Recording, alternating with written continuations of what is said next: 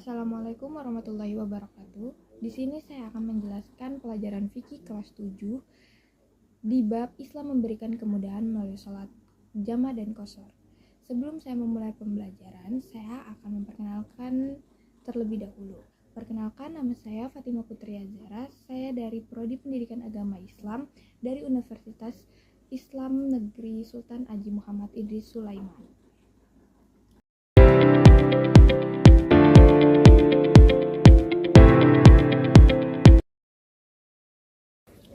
Di sini pertama saya akan menjelaskan ketentuan sholat jama'.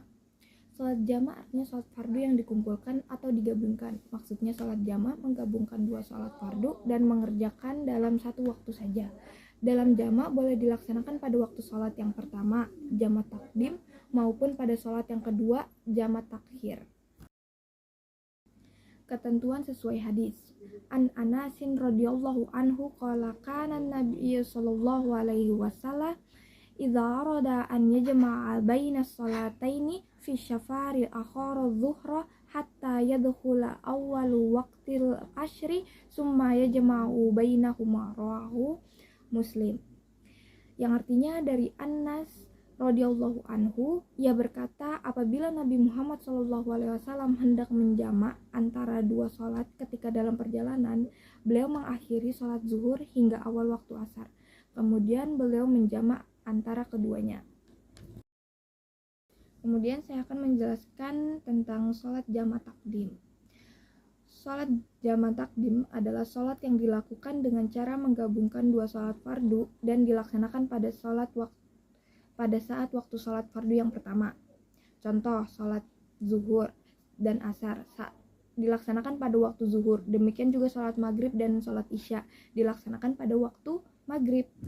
Cara melaksanakan sholat jama' takdim adalah mendahulukan sholat fardu yang pertama, lalu sholat yang kedua.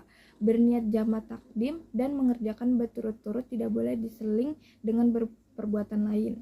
Setelah selesai melaksanakan sholat zuhur, langsung melaksanakan sholat asar. Begitu juga setelah sholat maghrib, langsung melaksanakan sholat isya. Kemudian saya menjelaskan tentang sholat jama' takhir. Sholat jama' takhir adalah sholat yang dilakukan dengan cara menggabungkan dua sholat fardu dan dilaksanakan pada waktu yang kedua atau terakhir. Contoh, sholat zuhur dan sholat asar dilaksanakan pada waktu sholat asar. Demikian juga sholat maghrib dan sholat isya dilaksanakan pada waktu sholat isya. Dalam tata cara pelaksanaan sholat jama' takhir tidak disyaratkan harus mendahulukan sholat pertama. Boleh mendahulukan sholat pertama baru melakukan sholat kedua atau sebaliknya. Jika kalian hendak melaksanakan sholat jama' takhir, berniat akan mengerjakan kedua sholat fardu itu dengan cara dijama'. Jadi sebelum kita melaksanakan sholat jama', kita harus tahu apa itu syarat-syarat melaksanakan sholat jama'. Jadi kita tidak bisa sembarangan untuk melakukan sholat jama'. Jadi kita harus mengikuti syarat melaksanakan sholat jama'. Yang pertama, pada saat sedang melakukan perjalanan jauh, jarak tempuhnya tidak kurang dari 80-64 km. Jadi kalau misalnya kita tidak perjalanan jauh, kita tidak bisa menjama'. Kedua, perjalanan yang dilakukan bertujuan baik, bukan untuk kejahatan dan maksiat, sakit atau dalam kesulitan. 4. Sholat yang dijama' sholat adaan, tunai, bukan sholat qadha. Berniat menjama' ketika takbiratul ihram. Kemudian ketentuan sholat qashar. Sholat qashar adalah sholat fardu yang diringkas dari 4 rakaat menjadi 2 rakaat.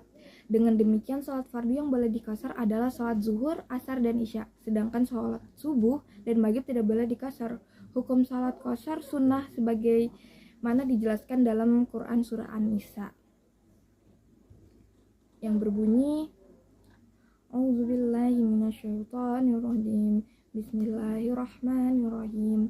Wa idza darabtum fil ardi falaysa 'alaikum junahun an taqsuru minas shalat in khiftum ay yaftinakumul ladzina kafaru innal kafirina kanu lakum aduwan mubina. Yang artinya, dan apabila kamu berpergian di muka bumi, maka tidaklah mengapa kamu mengqasar sholatmu. Jika kamu takut diserang oleh orang-orang kafir, sesungguhnya orang-orang kafir itu adalah musuh yang nyata bagimu. Jadi ketika kita berpergian jauh, maka kita bisa untuk mengqasar sholat itu. Kemudian sholat qasar sah dilaksanakan apabila memenuhi syarat sebagai berikut. Pertama, perjalanan yang dilakukan bertujuan bukan untuk maksiat. Yang kedua, jaraknya jauh, sekurang-kurangnya 80,640 km, lebih perjalanan sehari semalam. Sholat yang dikasar adalah sholat tunai, bukan sholat qada. Berniat sholat qasar ketika takbiratul ihram. Cara melaksanakan sholat qasar adalah sholat dikerjakan yang semula 4 rakaat menjadi 2 rakaat. Pelaksanaan seperti melakukan sholat 2 rakaat pada umumnya. Sangat mudah bukan? Jadi itulah pengertian dari sholat qasar, sholat jamak. Jadi kita bisa menjamak dan mengqasar sholat ketika kita di perjalanan jauh. Terima kasih, dan kurang lebihnya mohon dimaafkan karena manusia tempatnya salah dan hilaf. Syukran, wassalamualaikum warahmatullahi wabarakatuh.